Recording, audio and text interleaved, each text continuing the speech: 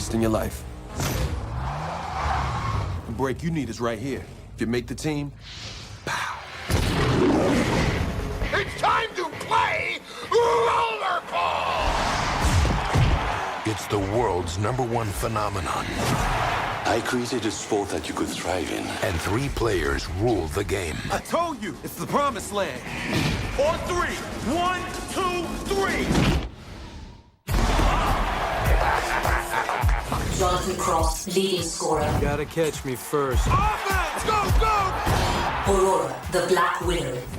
Just get out of my way. Marcus Ridley, hardcore. We play, we win. Come on! He's the angriest man in the game. Now we will all get big bonuses thanks to Jonathan and to Ridley. Jonathan, they knew. What are you talking about? Here, look. 1 camera follows the action, and 4 cameras follow Toba 15 seconds before it happened. Nothing goes on in this place without you knowing it. Oof. Now, It was only a matter of time before one of these creeps realized that their take would go up as soon as they got a little blood on the track. the world's most dangerous game Have you thought about the girl? People disappear all the time. will become deadly. And the only chance they have What's it gonna be? Us or them? is to fight back. Get out of the car! They're going to kill you! Grab hold!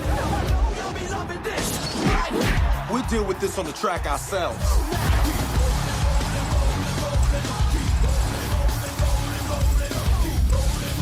This may be getting out of hand. Maybe we should call the whole thing off. No.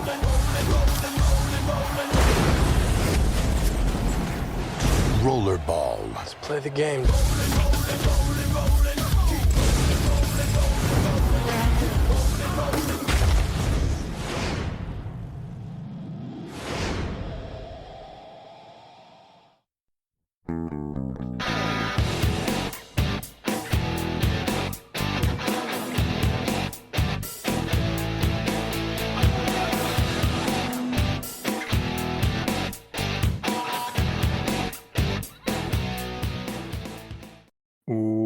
Welcome to They Call This a Movie, testing the strength of friendships, one terrible movie at a time. Subscribe to the podcast on iTunes and other podcast services by searching They Call This a Movie. Find us on Twitter and Instagram at TicTamPod.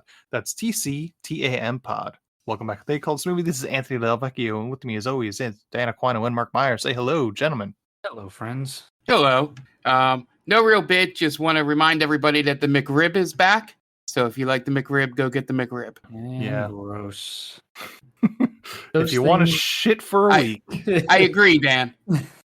Oh, God. But I may or may not have had it for dinner. Oh, no. Mark, Mark. what are you doing to yourself? Dear Lord. Life can't be that bad, Mark. His team wins a game, and it's just no. All the bets are off. Yeah. Hedonism just reigning supreme. Yeah. It just laws don't apply anymore. So. Oh, it's like the quarterfinals of Rollerball. Yep. Everything's been suspended. All the rules suspended. Yeah. Eat as many McRibs and Mexican pizzas as you want. Oh my gosh. goodness. I've seen those things, what they really look like. It should be a crime against humanity that a company is allowed to sell that. It's a lot easier to take a bite with your eyes closed. A ringing endorsement. This is depressing. Come to McDonald's, get the McRib. Just close your eyes. Yeah. We promise Put it it's in your me. mouth. Yeah. But that's before. I don't want to go on a tangent, but I love and being a vegetarian and all that. You'll always see people on social media like, oh, like what the people like what you guys eat that's not natural. You guys eat McRibs. Yeah. Don't come at me. I saw a video, real quick. This guy sounded like a whole expose. It's like, oh man, look how they make a McRib, and it was basically just showing them taking the frozen patties out, putting it on the grill, and then dunking it in the sauce and putting it on the thing. I'm like, nothing they did in this video makes it seem gross. Like, if you explain to me what the patty was made of, maybe that's gross. But Right. you literally just showed a man grilling a frozen piece of quote meat. Right. Right. There's nothing in that video that surprises you in terms of the creation of a fucking McRib. I laughed so hard because I couldn't tell if it was a troll or not. And then you were like, "Man, I could really go for a McRib tonight." That was how I found out they were bringing it back. And like the next thing he knew, he was out of his apartment. Like, what am I doing? Wait, I'm in my car driving to McDonald's. This is weird. In the drive-thru. My hands haven't even been on the steering wheel. He just passed out. Elon. Oh my goodness. So when do we get our blue check mark, guys? If you like, share, and subscribe, and you click those ads, so we can get $8 a month out of those ads, we can get verified, and we'll put all the money right to that check mark. We should just tell Elon to go fuck himself and see if he'll knock it down to 4. I mean, it's worked before. The master negotiator from 20 to 8. Didn't even bargain with the guy. I feel like Stephen King has a little bit more sway than we do. Possibly. Elon doesn't know that. And most of the followers don't know that either, which is sad. There was a back and forth, like, "Oh, you're only popular because of Twitter." What? Who are these people? Yeah, but anyway, we've got a movie to talk about, unfortunately. Yeah. And this week was Dan's third pick. So in a row? No, your the third time's a charm, sort of. Oh, pick. yes. So, do you want to tell us what movie you picked? Sure. So, like Anthony said or alluded to, this was my third choice. My first choice was Blood Rain, and Anthony was smart enough to realize that's kind of a horror movie. We're not doing horror movies anymore. Second movie was Ghost of Girlfriend's Past, which I guess you could count as also a horror movie because it's horribly boring from what I've seen. Oh, bang. Got him. Take that, Matthew McConaughey.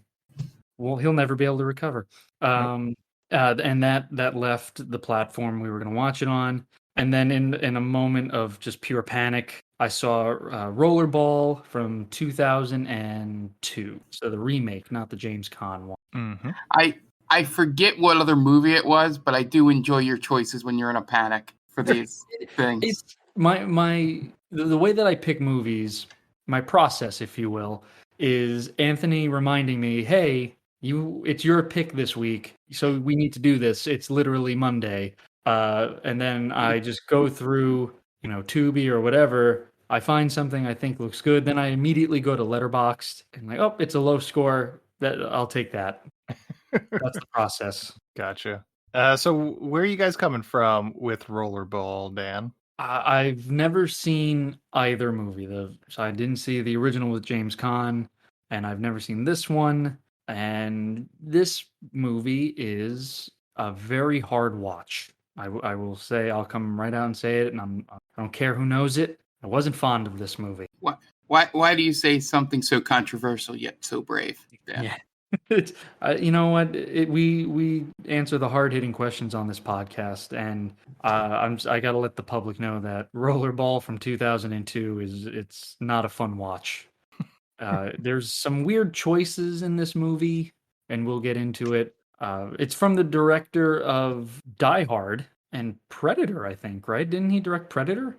Yep. Yeah, and so those are two classic action movies. Like they're in the upper echelon, Both arguably 10 out of 10 action movies. 100%. Yeah.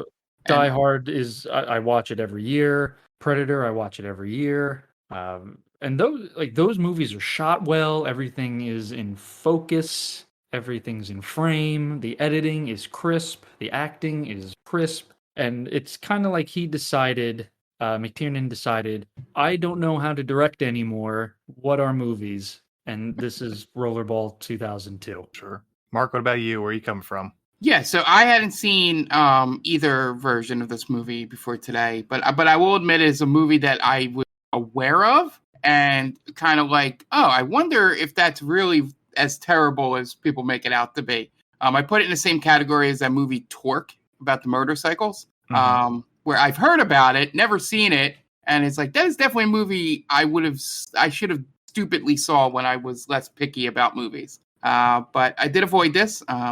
It had Rebecca Romaine Stamos, right around the Mystique time. So it would have been, that's probably why it was on my radar at that point. But yeah, it was, the fun part was, I would say 70% of the rules in the game are almost the same as a game that Ubisoft released this year. I think it's Roller Champions.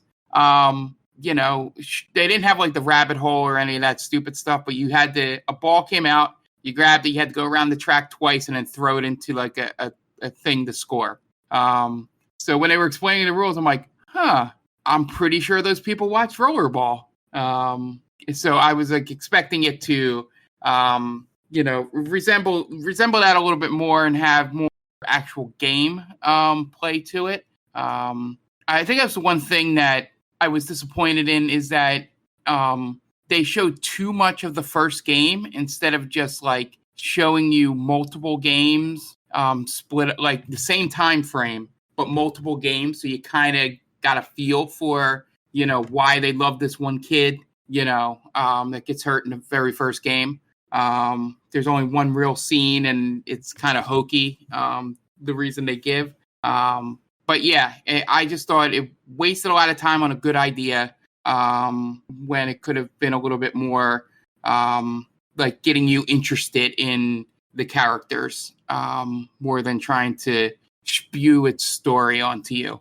But I did enjoy that if you had to have an announcer to talk about a game that may be rigged and scripted, no one better than Paul Heyman to just spout the bullshit of some owner of a company.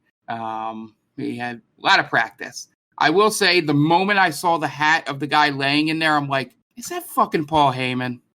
Because a heavier guy with a ponytail and a hat. I'm like, no. I'm like, time period lines up, right? He would have been like between WWE and ECW. I'm like, but why? And I'm glad that he wasn't a cameo, because he was actually the only person to put any excitement into the rollerball parts of the game.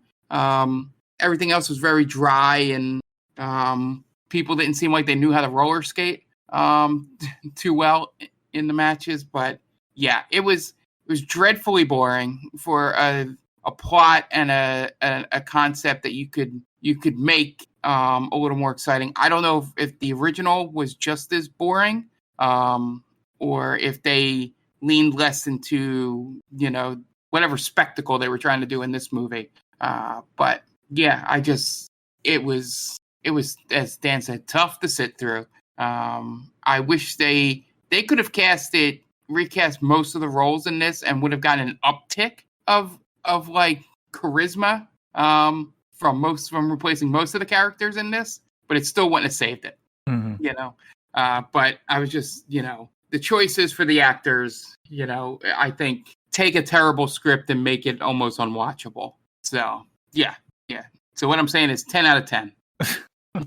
Okay. Yeah, I mean, I don't think you'd have to replace Chris Klein, because he's the black hole of charisma. Anyone around it just sucks into this black hole. Yeah, As for me, he's almost Kevin Durant. As for me, I haven't seen the original, and I wish I could go back in time from when I didn't see this movie. It's not good, and that is an understatement. Chris Klein is awful. I'm so glad we've moved. I'm so glad he didn't become a thing. Yes. He's like the original Sam Worthington. Jeez. Of like there was that period. There's like that period of time Yes. when they tried to make Chris Klein happen, and it just wasn't happening. And luckily that stopped after like maybe there's like a 3 or 4 year period where that was a thing. Like what was his last like? I feel like there's a lot where it just eventually just stopped. Where it was like, all right, we got to move on from this. He was pretty regular. He's been in a bunch of weird things. Like his big break was in the early 2000s. Yeah. He had election and American Pie back to back. He had Say It Isn't So, We Were Soldiers, Just Friends, and American Dreams. I think American Dreams was like the last gasp of his. Yeah, because he winds up in like Street Fighter, The Legend of Chun-Li in 2009. Oh boy, yeah. Yeah, That's it's enough downhill said from there. there. Yeah, American Dreams was like the satire of Yeah, the Mandy American Moore Idol. movie. Yeah. You know, So but what you're saying is we're due for a Chris Klein reemergence. Aquinas. Aquinas. Yep. Damn it! Yeah, I mean, he did Benchwarmers 2, Breaking Balls in 2019. Oof. He wasn't even good enough for the first Benchwarmers. That's got to be like a low blow to your ego. Yeah. You're telling me I'm not good enough to act with Rob Schneider? Yeah, it's rough, but this movie is poorly like, as we mentioned, John McTiernan, Predator, Die Hard. We also didn't mention Die Hard with a Vengeance, Last Action Hero, Hunt for Red October. Classics, as far as I'm concerned, at least for a few of them. And maybe it's the editing, maybe there was too much cut, but there are scenes that are supposed to be action scenes. I have no idea what the fuck's going on in them. The last match, I can't tell what the fuck is going on half the time. Yeah. Yeah, or maybe it's the 20-minute scene that's shot entirely in night vision. Night vision. What a choice. And Yeah. reading up on it, it was because they basically didn't have money to finish it, like effects wise. So they just said, let's throw infrared settings on it to make it look like it's in the dark. What a fucking choice, man. That would have made more sense if one of the actors was wearing night vision goggles. Right. Yeah. And you're kind of looking at it from their point of view. But no, the entire scene is shot in night vision. Yeah. Well, he needed to stay true to the location that they shot in. And there were probably no lights where they were shooting. It still doesn't make sense. Yeah, I mean, it was done in post. That it wasn't shot in infrared. It was just doctored to make it look like that in a bit. Okay, So, that makes no sense then. Yeah, it was just a way to where they looked like they were like, well, this looks like shit, and we don't have the money to fix it. So what can we do? And we used to do this in college all the time. We just when it looked like shit, you just made it black and white. That would have been better, I think, if they just did it in black and white. For no apparent reason, I would find that more pleasing to the eye. Yeah, who doesn't love to watch 20 minutes of grainy, flat green and black? I guess this is, it's a post 9/11 movie. Maybe they're hoping that that'll fly because they were showing night vision bombings in Iraq, so maybe they thought, this, people are used to it right now. Maybe they'll love this. Yeah, the Iraq War wasn't for like another year though. Yeah, 2003 okay. It started. Oh, I thought it started 2002. Okay, so maybe they're trying to, what they would say, grooming us to accept it. Yeah, the original groomer. Yeah, well. You know what my biggest issue with this movie is? So it's supposedly it's not Chris Klein. It's not Chris Klein, although he's up there. He's top 5 reasons why this movie's not very good. But one of the reasons that, and this is nitpicky, but it bothered me throughout the movie. So it's set in the distant future of 2005. Yep. And the movie came out in 2002. Like, well, why not just make the movie set in 2002? What's the difference? Or why not send it to 2020? Right. Yeah, I mean they do show that like countries have changed names and like borders and stuff like that quickly. Very in a quickly. matter of 3 years. Yeah. So I don't really know why they decided to do that. Maybe they were just I haven't seen the first one, so maybe the first one they're just trying to stay true to that. Yeah, maybe that was set in 2005. Yeah. So I bet, and again, I haven't seen the original, but I bet the original felt more futuristic. Yeah, I'm sure. And it probably felt a little more lived in than this version. Yeah. They try and do something with the message of the movie, but really I don't know what we're supposed to get out of the whole political and social strife that Chris Klein seems uninterested in. Yeah, it's a very muddled message. Yeah. Right, because go ahead. No, I was just gonna say if he had some skin in the game, right? Sure. Like his dad is the one in the mines or something like that. he's a poor kid. Mhm. Like, this is his way out or something like that. And now it's like it's not his way out because now he's stuck in this other, like his dad's owned by the guy that owns the mine because that's the only way he can make a living, right? Yeah. So Chris Klein, he's a talented athlete, so now he's rollerball guy, and this is his ticket out. This is his way to get out and make something of himself, and he's gonna take his dad with him. But no, now he's just serving another master, right? Now he can't get out of that. So robbing Peter to pay Paul in a way. Sure. Yeah. I was very confused by the message. I wasn't sure because it was basically the owners of Rollerball wanted it to be more violent to get higher ratings, right? Yeah, they're everything they do is in service of ratings, right? It's anti-capitalism, anti-consumerism sort of message, but done worse than say The Running Man. This movie really wants to be The Running Man. Yeah, it's like Running Man meets Fast and Furious. Exactly. 100%. Yeah. This movie is a child of the Fast and Furious kind of hype that came out the year prior. Yeah. Very, very odd choice. Yeah, and FYI, original Rollerball was set in 2018, so that's not even an excuse. Oh, yeah. Unbelievable. What were they thinking? Yeah, that's weird. In the distant future, 3 years later. I wonder if it was a script written in like the 80s, like early 90s, and they just forgot to update it. I don't know. You don't think they did like at least a pass on this? I'd have to.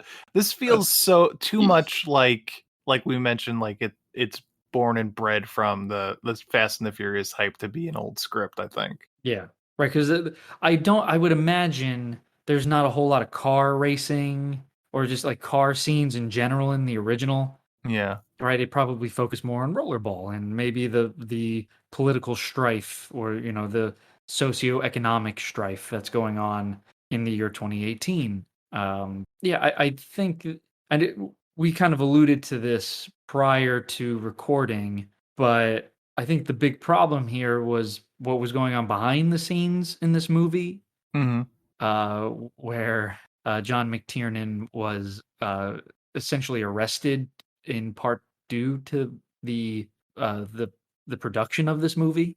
Yeah. If I'm saying that correctly. In reality, what happened behind the scenes is way more interesting than the movie itself. Yeah. Yeah.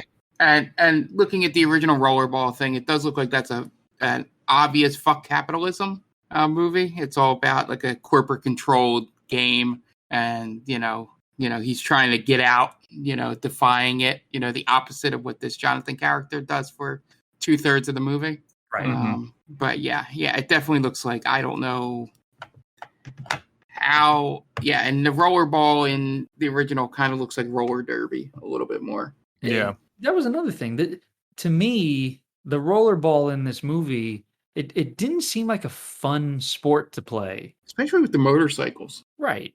Wouldn't you just want to give it to the person, like the rollerball? Wouldn't you just give the ball to the guy on the motorcycle or the woman on the motorcycle? You would think, right? Right, because they're going to go faster than you on rollerblades. Yeah, and you can't stop them. No, how could you? Right, they just run you over. Yeah. It seemed like a whole big mess of an event, and it's a small rink where people just do random flips and somersaults, and sometimes throw a ball into a metal plate, essentially, and fireworks go off. That's what happens in these rollerball events. Yeah, but this was bad. It was just bad. Also, this is a PG-13 movie, right? I'm reading the trivia, and I'm having a hard time. So it is PG-13. I don't know if that means the version we saw was the PG-13. Right, because we see a few boobies in this movie. We do, including Rebecca Romaine. Yep, in shadow, but yep, you can definitely make it out.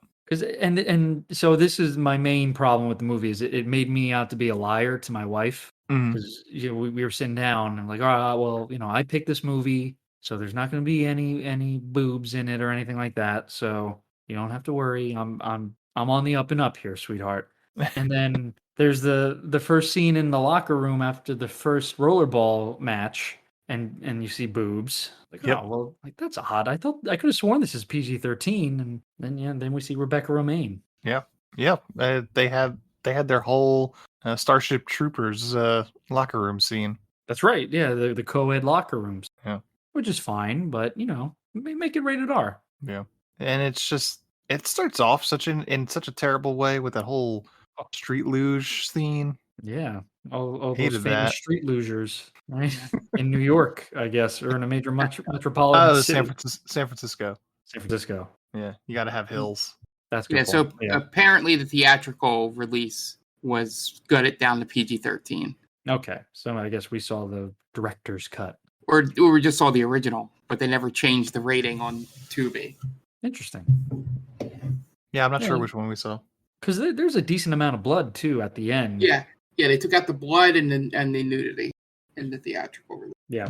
So yeah, we definitely saw the unedited version. Yeah. I don't know. It didn't really add much except you just kind of you see Rebecca Romaine naked. Yep. That's I'm not complaining, but is not really a whole lot to write home about there. Yeah. It's one of the featured reviews on IMDb just says 1 point for Romaine's boobs. The rest is awful. The end. Yeah. And it's the characters are very, very cardboard. Just super. We know nothing about them. We know Chris Klein wanted to be a hockey player. Right. Couldn't cut it in the majors for whatever reason. Bad attitude, I guess. LL Cool J is an accountant. Yeah. And Rebecca Romaine Stamos, she's Russian. That's all I know about her. She's just a Russian woman. Yep. That's about it. Yeah. They don't flesh out any character. Well, the only one that kind of gets fleshed out is the one Russian guy who used to work in the mines, and that's why he's a fan favorite of the hometown. Denikin. And that only comes into play once. Yeah. Because he's the one that starts the revolution. Is he the one who chants Jonathan's name? No, he's the one that jumps the boards and yells, and then they shoot him. He gets shot. That's right. Okay. Yeah, our hero isn't even the martyr. Right. The ending in this movie is batshit crazy. 2 other people die in this movie that are not our main character. Yeah. At least one of them is a main character that dies. It's everybody just quickly turns into absolute murderers. Like, dudes just get their throat slashed. Right. And they're not good people, but also they're athletes. These are athletes now committing murders in front of people. It's wild. It would be as if the NHL came out tomorrow and said, like all brutal violence is now allowed. And you have guys just running around bashing each other's heads in with their sticks, slicing their throats with the skates, just all out mayhem. And no one seems to really care, except for the athletes, because their lives are in danger all of a sudden. Yeah. Wow. It's a weird turn, and like the editing becomes very rickety, right? It becomes kind of not rickety, like jittery, right? Yeah. Where like they jump forward. Yes. Yeah, like Chris Klein is in one spot, and then cut. He's in a completely different spot. Yeah. And he's able to take out guys with guns pretty quickly, and he turns into like Batman. Yeah. Just absolutely murders 3 dudes in a box. Yeah, it's pretty wild. And then goes downstairs and then kills Jean Reno with a bar stool. This is so uncool. Right, right. Yeah, it's a confusing movie. It the editing doesn't help it, right? Because you're just like, wait, how did he get there? What is he using? Did he just use a bar stool to kill the main bad guy of the movie? Yeah. Yeah. The cooler part would have been, since they never showed a body, would have been if when that secondary guy comes in after Jean Reno dies and then pulls the gun, and then LA Cool J's character shows back up and shoots him. No. The way this ended, I'm like, that would have been a cooler ending. There's LL Cool J rising from the grave. Right. I wouldn't hate that. He has a witty one-liner. So, Rollerball from 2002 is directed by John McTiernan, director of Predator, Die Hard, Hunt for Red October, Last Action Hero, Die Hard with a Vengeance. And as we mentioned, in a criminal wiretapping case filed by the U.S. District Attorney for Los Angeles, John McTiernan pled guilty to the lying to the FBI agents by requesting to have Anthony Pellicano investigate producer Charles Roven during production of Rollerball. Sentenced to 4 months of federal prison, plea was withdrawn and restated as innocent since statement had been given to FBI when McTiernan was admittedly suffering jet lag and drunk after arriving in the U.S. from a UK trip. Case was tried and U.S. conviction was handed down by U.S. District Judge Dale Fisher with 1 year sentence and $100,000 U.S. fine against McTiernan. Stars Chris Klein, LL Cool J, Jean Reno, Rebecca Romaine Stamos, Naveen Andrews, Oleg Taktarov, David Hemblem, Janet Wright, Andrew Bryniarski, and Paul Heyman. IMDb score of 3.1 and a Rotten Tomatoes score of 3. Budget $70 million. Box office $25 million worldwide. Woo, they took a bath. Not great. Yeah. Is John McTiernan still in jail or no? I believe he's out. I believe he's got actually working on a new movie for the first time in like 20 years. Rollerball 2. Oh, you wish, don't you? What is his new movie coming? I think. Yeah, the idea that he went to federal prison in the middle of the way this movie is shot with the conspiracy and all that is insane. A group of rebels set out to kill the oligarchs and military thugs who terrorize a war-torn planet in the remote Tau Ceti solar system. It's called Tau Ceti 4.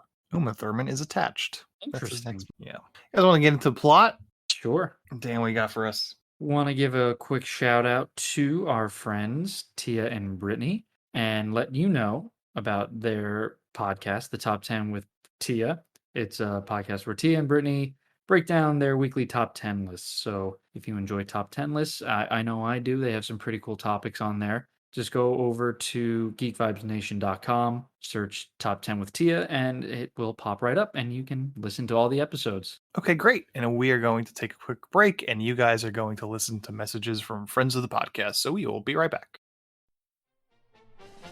Hey everyone, this is Steve. And this is Adam. And we're part of the Hop Nation USA podcast, Pittsburgh's #3 craft beer podcast. Join us every Friday for new beer reviews. We'll talk about the news, history, and homebrewing. Plus, we'll sit down with the best brewers and industry personalities that'll have us. So whether you're a casual drinker, a hazy boy hophead, or even if you're a whale hunting cellar hoarder, just search Hop Nation USA on Apple, Spotify, or your favorite podcatcher and join the nation.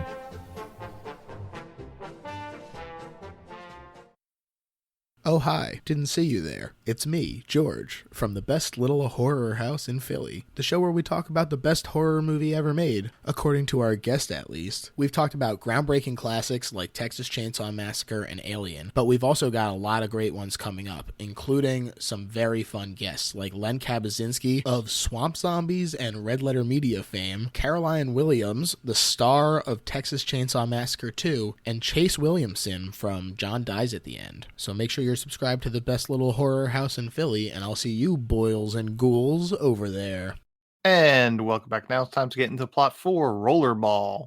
We open on some extreme sports enthusiasts meeting under the cover of night. When angsty Chris Klein is very upset that the payout is less than he expected for a winner-take-all street luge event. But he does it anyway, and he street luges down the streets of San Francisco against some other street lugers as photogs on motorcycles pass him by snapping photos. It's an illegal street race, by the way, so the streets aren't blocked off. Throughout the run, Chris Klein almost runs into a child, has to ride underneath an 18-wheeler, and pits another rider into an oncoming car, who then goes airborne, crashing into a plate glass window. So he probably is cut to ribbons and dies. But allegedly, potentially. Potentially, yeah. Right off the bat, I had no clue that this was for money, so I completely missed that. I apologize. I thought they were just doing it because they were thrill seekers. Nope. But nope. Yeah. Then the cops show up, as does LL Cool J in a Porsche, to help Klein into the car to evade the police. Chris Klein plays Jonathan Cross. LL Cool J plays Marcus Ridley. And they're playing old high school buddies, despite the fact that Chris Klein is 11 years younger than LL Cool J. Yeah, and the exposition in the car might be the worst delivered dialogue I've seen in a while in these movies. But again, that's Chris Klein, really. That's all on him. Yeah, he's got such little charisma that it was hard to tell if he was 80-yard or he just always seems out of it. Yeah, it's he when he delivers lines, it's kind of bland. Yeah. Right? It's you could tell he's reading the lines. Mm-hmm. And through some exposition, we find out that Jonathan Cross is some sort of failed hockey recruit wasting his time in this extreme sport arena until the next NHL tryouts. Marcus wants him to try out for Rollerball because it pays really well and he thinks Jonathan can have a future in it. Jonathan turns him down. Marcus says that if he changes his mind, he better do it before Marcus leaves town. Jonathan then heads to his apartment, but must have gotten jumped somewhere in between Marcus's car and his apartment because then he's all dirty. And when he gets to his place, when he gets to his place, Jonathan sees a whole bunch of cops staking it out, which gives him pause. And then we cut to Central Asia 4 months later, and it's rollerball season as everyone goes to rollerball matches. And Paul Heyman is there, fielding storylines from Russian writers he can't understand. And the event kicks off with a whole bunch of motorcycles jumping jumps. Yeah, those Russian writers were just an allegory for man. Then Jonathan comes into the arena, does a flip, and waves to the crowd. And according to Paul Heyman's script, Jonathan was picked first in the NHL draft, but turned it down to play rollerball, which is unlikely. Yeah, and you can also tell that this just means the internet never got to this part of the world. Right. They do lie a lot, right? The rollerball league at one point says, yeah, this person is he was in a mountain climbing accident, but they're back. Yeah. It's like they wanted to add the kayfabe aspect to wrestling. Yeah. Of wrestling to this, but nothing else is wrestling, you know? It's everything else is real. They're not playing characters. Some people have like nicknames, but they're not playing characters. Everything else is real. Yeah. So right, it wants to have that showmanship of professional wrestling. Right, like the larger than life athletes. Yeah, but right, like they're wearing masks, and some of them have special names. Like one is Jester, right? Yeah. One like the demon or something like that. Yeah. Then Paul Heyman gives us the very uninteresting rules of rollerball. Basically, they have to go around the track twice before they can throw the ball into a goal. And there's some other things that are not of any interest. We then do a quick meet of the team, including a hooded Rebecca Remain Stamos, and the game begins. Jonathan scores the first goal early, and then most of the rest of the game is a POD music video. During the game, we get some scenes with some execs, including Jean Reno and Naveen Andrews, that are talking to some investors about evil capitalism things and ratings. How many early 2000s movies had Here Comes the Boom by POD? Oh, probably a lot. Right? I feel like Triple X probably had it. Yeah. This was the era for the new metal stuff, man. Yep. Every movie was like, I'm sure there's a song in Torque, maybe even Biker Torque. Boys. Transporter. Yeah. What else? Yeah. Here Comes the Boom. Are there boxing movies from that era? Can't even think of any. Oh, maybe. Yeah, but like the moment I heard it, I'm like, oh God, this song. It brought me back to a not great time of my life. Oh, well, you have some I can't wait for our segment later then. Oh no. During some of the break in the action, Jonathan has to appease the sponsors by drinking a soft drink with a label towards the camera. This is their anti-capitalism message. And we get some team chemistry issues with others claiming that Jonathan Cross is Kobeing all over the place, just basically ball hogging it up. At some point, one of the opposing players cheap shots a teammate that might be developmentally challenged. So Jonathan decides to go over the top, according to Paul Heyman. Not really sure what it means, but then the team goes into high gear, beating the other team up in seemingly barely legal ways until the team wins. They started the band playing. I guess that's right. The guitarist is like, oh shit, it's on. Yeah. Yeah, I wish this was the only part where I wish I felt more for the kid getting hurt, but you only seen him in one scene. Like there was no attachment made to him. Like, obviously you get the empathy for him being possibly, mentally challenged, and was just doing this because he's a big guy. Mm-hmm. But outside of him as a character, like the connection to the guy, nothing. Right. There's got to be build up. There's no, we have no feelings for anyone on this team right now. This is the first time we're seeing them play. And this feels like a second act moment, right? Yes.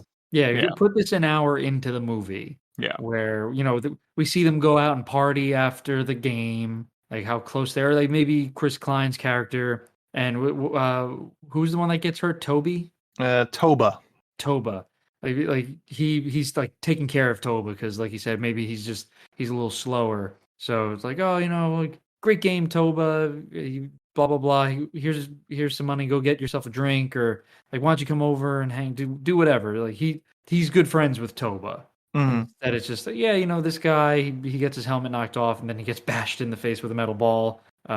Feel sorry for him. Yeah, it wants to be a sports movie, but also a political drama.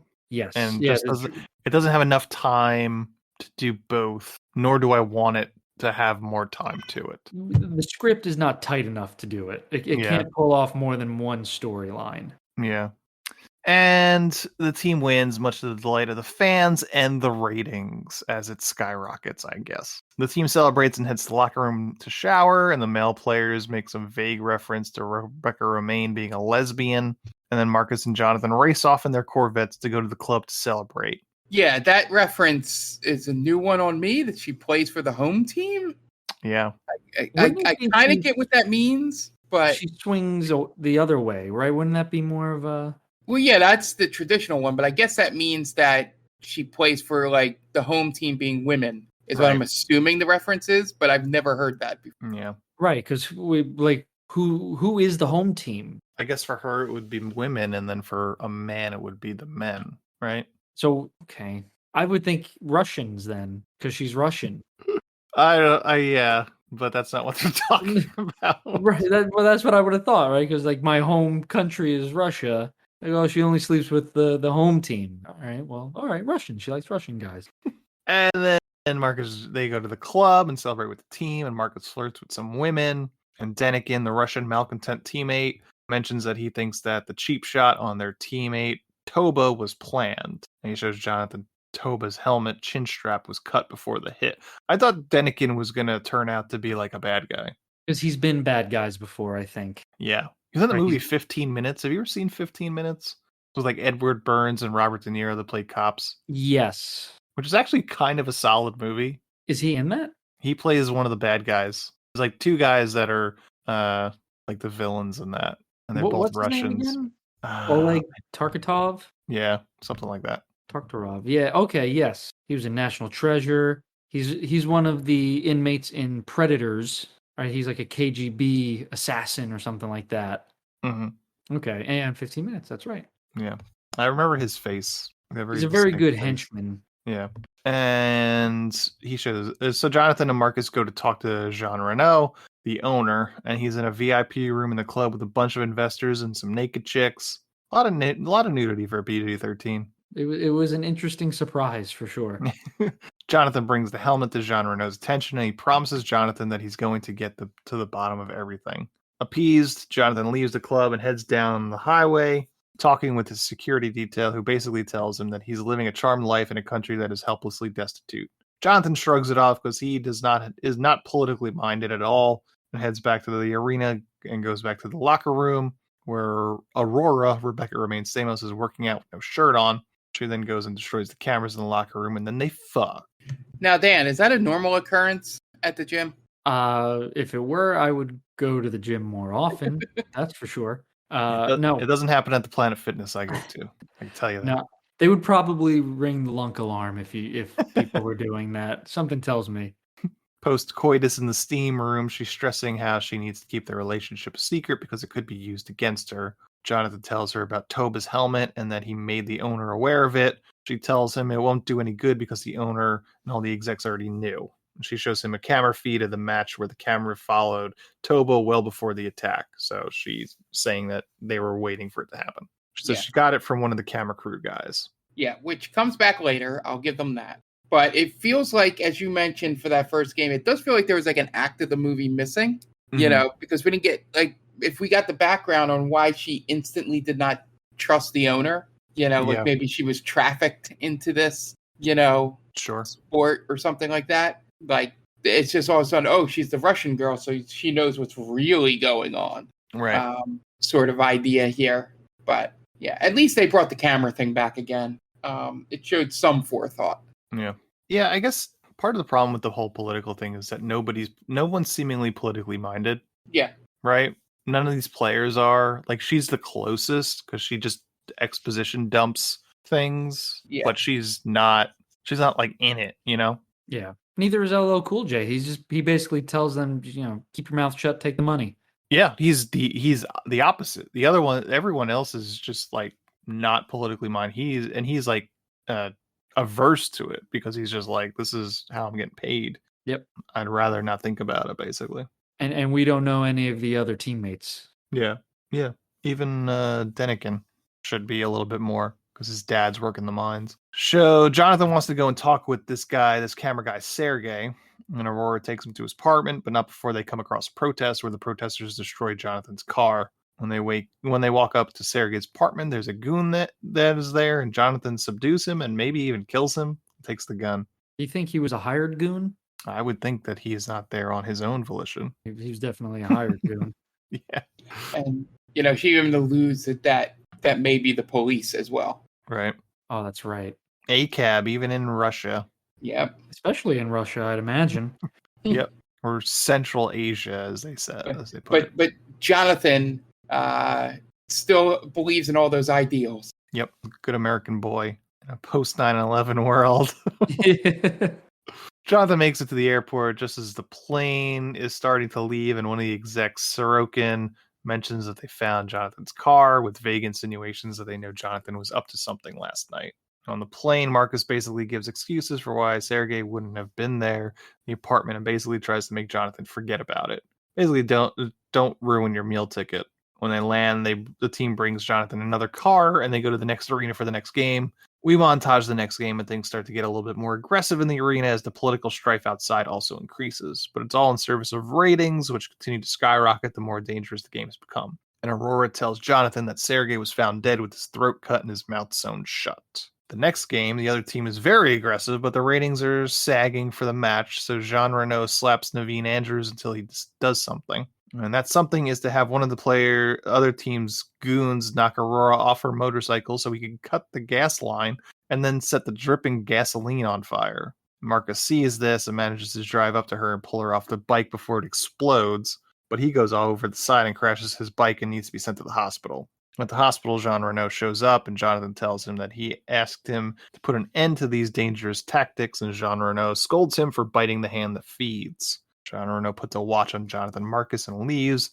Denikin and Aurora come to Marcus's hospital room and they smuggle in some cash and passports for Jonathan Marcus to make a run for it out of the country. And Denikin is the worst disguised person I've ever seen. Yeah, right?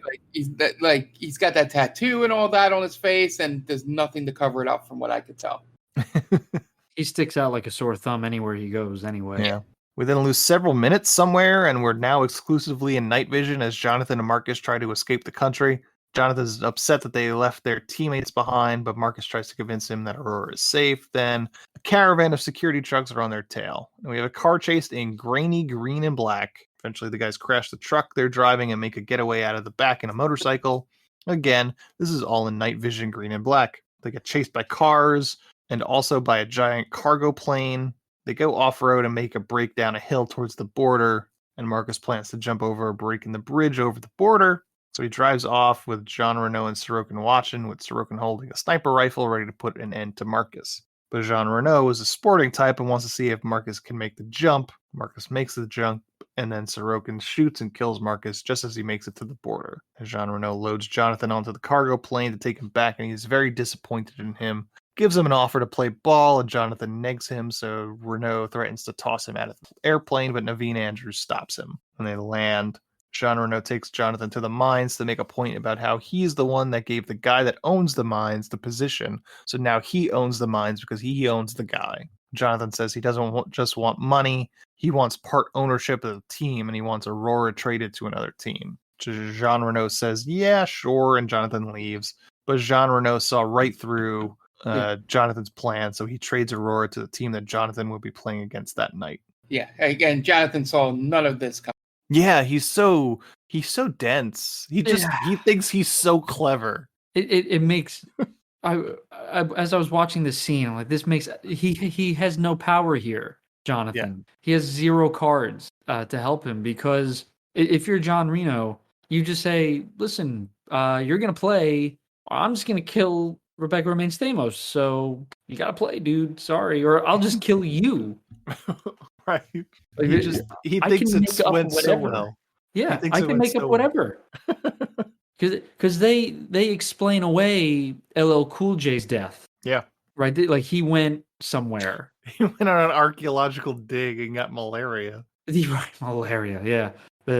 Since they own the media, he could just say, yeah, Jonathan went backpacking through Europe or whatever. Who cares? He's gone. Don't worry about him. Yeah. They kind of painted themselves into a corner there with creating a character that has so much power, and then our main character who is just a dummy, right?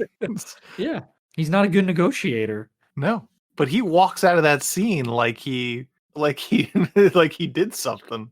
Right, he pulled a fast one over Jean Reno. Yeah, they'll never guess what I'm doing. Right. Yeah, like, clearly they even say, like, yeah, he's going to try to cut and run, so kill him. Yeah. So, and it also doesn't make sense. Why would you kill him on live TV? Just kill him there. Yeah, I don't know. I think Jean Reno's motivation is a U.S. cable deal. Sure. But killing an American athlete probably won't net you that deal. Yeah, I don't know if it makes sense for him to want him to die, but at the very least, he wants to send him a message, right? Yeah, I guess kick his ass real good. Rough him up. Yeah, exactly. So I don't know if he was... I mean, it didn't seem like he was ever going to stop them until they killed him. But at the same time, it might have just been like a message. Yeah, I was going to say the athletes on the other team didn't get that message. Yeah. We're just going to decapitate Chris Klein here, right? Yeah. Right? That's what we're doing. So Jonathan goes to the game, and they spread the lie that Jonathan was in a rock climbing accident and Marcus caught malaria during an archaeological dig. Game starts and a message is sent to Jonathan that if he doesn't play well, Aurora won't be on the plane after the game, meaning that they're going to kill her. And it's announced that all rules and penalties will be waived for this game. So the game begins, and it's a bloodbath. The whole pretense of an actual game is removed, and it's just everyone beating the shit out of each other. And they even traded all the big bruisers from other teams to the other team so they could just all beat the shit out of Jonathan. And that continues for a while. Eventually, it all winds up that Jonathan tells the team to clear the course because they're becoming collateral damage. So they do, and Jonathan's there alone to suffer the punishment from the other team. So much so that no one except for Jean Reno can stomach it. The other team starts to lose interest. Even Naveen Andrews orders a satellite feed cut. Eventually, Denikin climbs into the crowd to speak to the audience, saying that the execs are trying to kill Jonathan, all in the service of ratings. Then he gets shot and killed for his troubles. And that turns the crowd around, and they start to see who their oppressors really are. And Jonathan jumps into Jean Reno's box and kicks him right in the face, which then causes an all-out revolt as the audience and the players start turning on anyone in a suit, basically. And there were players resorting to all-out murder, including Jonathan, who straight up murders a few dudes, then chases after Jean Reno, who tries to escape to his office when he has a cache of guns. He can't find the keys to the gun rack, but manages to pull a gun down and shoot at Jonathan, who advances on him. Jonathan blocks the shot and then beats Jean Reno to death with a bar stool. Explain what he blocked a shotgun blast with, Ant. A bar stool? Yeah, a bar stool, right? The infamously bulletproof bar stools. Yes. Then Naveen Andrews comes in and tries to convince Jonathan not to kill him too, because he sort of helped Jonathan by stealing the keys of the gun rack, and basically he would become the leader in terms of in Jean Reno's death. So always have a plan with the second in command. Yep. Yeah. You got to bet on both sides. Yeah, but then Jonathan just shoots him with the shotgun still on the wall. And then chaos reigns in the street. Okay. Still would have been cooler if LL Cool J came back. Sure. Chaos reigns in the streets as the riots continue, and Aurora finds Jonathan, picks him up, and brings him out, and tells him they're going to go fuck in her apartment. And that's the end of Rollerball. Right, that's how it ends. I love how they felt the need in that whole scene to try and explain away the bar stool. Because she goes, I got to get some of the buckshot out of you. And he goes, I blocked it. And she goes, not all of it. And I was like, that's someone reading the script and going, you can't block a shotgun blast with just a bar stool. The final act of this movie is just it's as if a monkey edited the movie. It's so all over the place, and it's so devoid of realism, and like they just throw the plot out the window. Like, yeah, we're just gonna let everyone's out to murder Chris Klein, and then Chris Klein murders everybody. Yeah. He single-handedly kills the other team and the owner and his goons. Yeah, this movie sucked. It did. Yeah, it was devoid of fun. That's for sure. Yeah, and poorly put together. It was, again, wooden acting. We didn't know the characters. So this movie would have been so much better if it focused on the socioeconomic issues of the surrounding town. And like they all live to gamble on Rollerball. And then they realize that Rollerball is there just to take their money. It's a scam, or, you know, this, that, and the other thing. And then you have Chris Klein as the reluctant savior, essentially, of the townsfolk. Yeah. And you should even have it where Rollerball is just a very brutally violent sport. Yeah. The better version of this movie is The Hunger Games. Sure. Yeah. Right? Because it's that you have that socioeconomic aspect to it. That's right. Yeah, and it's played way better. Yeah. And it's explained much better. Like, why is it that this town is, I guess you don't really need to know why the town is poor, right? Because you could just say the owners just basically drain the town of funds. Yeah. But again, so they have Rollerball to appease them and make it seem like, oh, you know, like it's fine. You work in the mines your whole life and you get Rollerball. It's a fair trade. And then LL Cool J is there just saying, hey, you know, just shut your mouth, take the money. Don't worry about what's going on outside of here. You're not paid to worry about that. And I guess Rebecca Romaine Stamos will also be there to do something. You could probably make her better than just being the love interest. Yeah, and you definitely don't have some random Russian guy die and be the martyr. That's bad storytelling. It serves no purpose because we don't know anything about him. So why do we care? Right. Yep. Not fun. Okay. Well, we've got another segment coming up after this, but this is the end of the plot part of Rollerball. So we are going to take a quick break, and you guys are going to listen to some ads so we can pay those bills, and we will be right back. And welcome back. And now it's time to get into our segments. And I have two here. So I wonder, do you guys want to play them together, or do you want to take one and the other person will take the other? That sounds interesting. One each. Yeah. I think Dan had mentioned Pedo D being a bad time for him. So you're gonna get the first. Segment here, and it's going to be Dan's gonna get the first one, and it's called This or That. So Dan, okay, I have as we mentioned, POD Here Comes the Boom is featured in this movie for a good portion of it in the middle, and I have 10 songs here, and your job is this a POD song or a song featured in the 2001 Songs for Worship compilation album, which was a heavily advertised infomercial at the time? Okay, I've never heard of that, but I like this. Okay, let's give it a shot. Okay, number 1, Holy Ground. Wow, that's a good start. All right, I'm gonna say it seems too on the nose. I'm gonna say it's POD. It is not. It was featured in 2001 Songs for Worship. Songs, the number 4 Worship, by the way. By Garen Davis.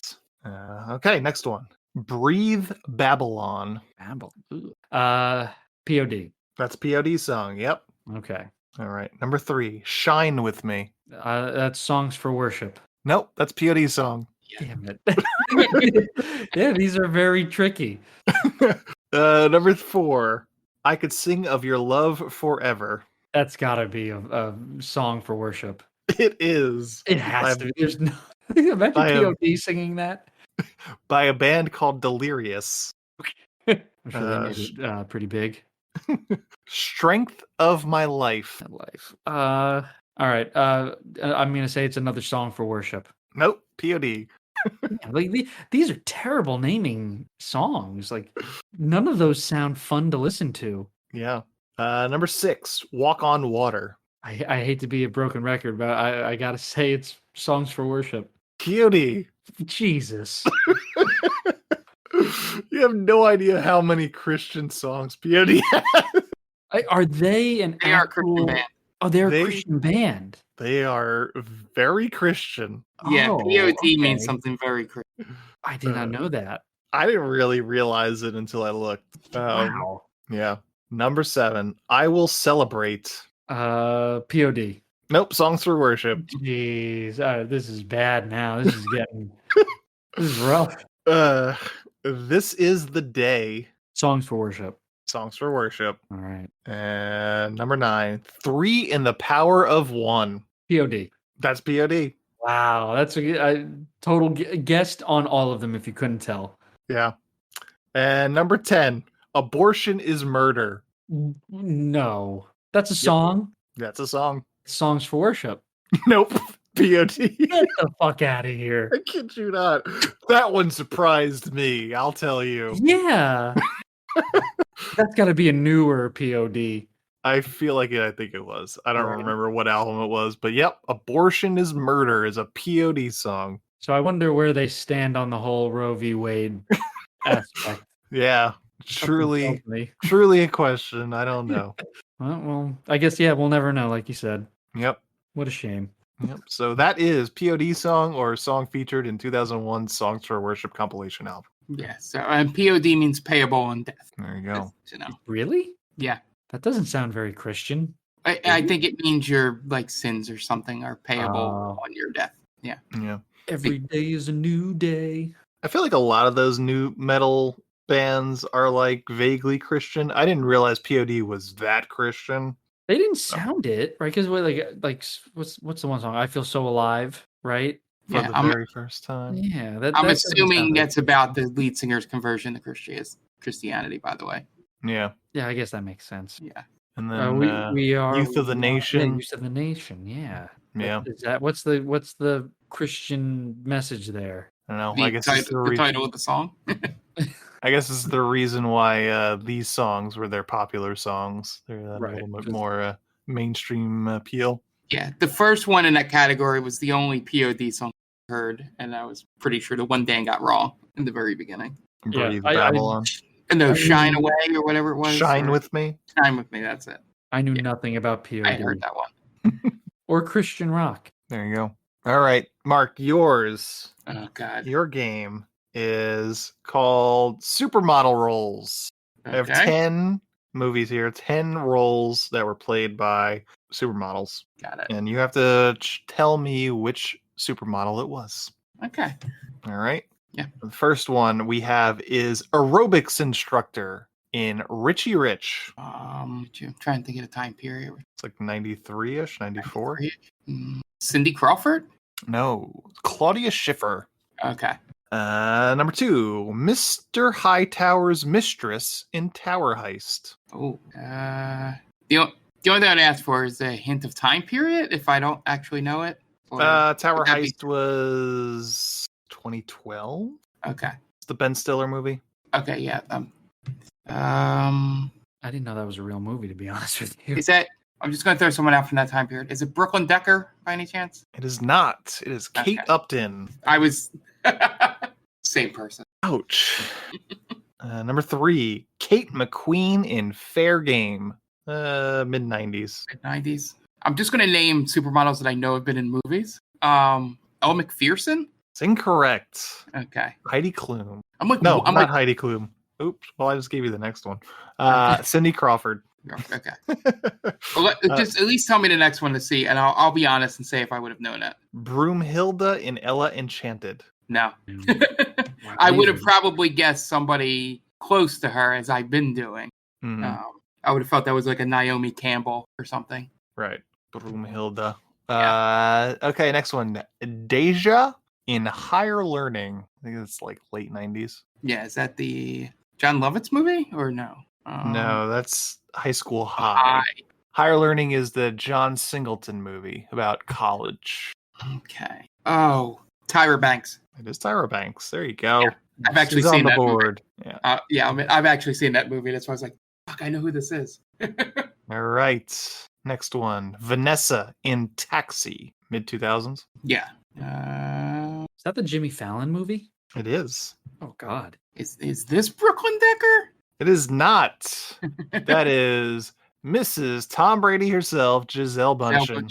I didn't even know she was in a movie. There you go. I think it's like one of her only credits. Next one. This is the oldest one, I think. Nina in Her Alibi, starring Tom Selleck. Yeah. It's late 80s, I believe. Late 80s. So who would have been popular? 80s. Shit.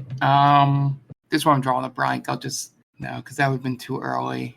Let's say let's just go with the time period for someone I knew, like a let's say Naomi Campbell. Incorrect. No. It's Paulina Porzakova. Okay. Mrs. Rick Ocasek. Yeah. Next one. Palmer in Just Go With It. That was 2012, 2013. The Adam Sandler film. That's an Adam Sandler movie, yeah. Is this Brooklyn Decker? That's Brooklyn Decker. I'm like, I knew she was in a movie that would come up. Yep. Number 9. Julie Madison in Batman and Robin. Oh, God, how's it been 97, right? Batman and Robin around there. Yeah. And you wouldn't have done repeats. Nope. Nobody is repeated. Supermodels. Yep. Yeah, none of these are questionable whether or not they are supermodels. Yeah. They're either on Sports Illustrated or the Runaways. Victoria's Secrets. Yeah. Late 90s. Yep. God.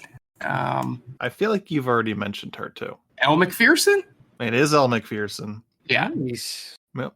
And our last one, Stephanie in Yes Man. Okay. The Jim Carrey vehicle. And that was 2008, 2009, somewhere in there. Okay. It's funny, the one I was thinking you were going to try and trick me with, you didn't throw in there. I guess this could be the same girl. It's not like Rose Worthy, Rosie Huntington Yeah. Whiteley or whatever. It is not Rosie Huntington Whiteley. It is Molly Sims. Oh, wow. Yep. Okay. That's Molly Sims was in Las Vegas, right? It was in Las Vegas. Yep. Yeah. That Josh Duhamel vehicle. Correct. Yeah. I thought you were going to throw the Transformers 3 one at me. It was on the short list. Yeah. But that was a good one. Yeah. Yep. And that's our games. Sorry you had to be subjected to POD's songography. I'm glad that I didn't have to do the supermodels. I would have gotten none of those. Even after I gave you the Heidi Klum one. Yeah, I probably would have forgotten. All right. Yep, that's our episode this week. We're wrapping this up. So join us again next week where we've got another episode coming your way. If you want to give us a 5-star review on your podcatcher of choice, please do that. That would help us out a great deal. 5 stars, give us a review. That would be awesome. Check us out on all our socials, TickTamPod on Instagram and Twitter, and They Call This a Movie on TikTok. If you are listening to this, you have probably know where to find us. So that is going to wrap us up. The director of Rollerball from 2002 was John McTiernan. So for Dan Aquino and Mark Myers, this is Anthony Delvecchio telling John McTiernan, well, you certainly made a movie, didn't you? Thanks for listening to They Call This a Movie. Subscribe to us wherever you get your podcasts, and be sure to check us out on Twitter and Instagram at TickTamPod. That's TCTAM Pod. You can also check us out on TikTok at They Call This a Movie.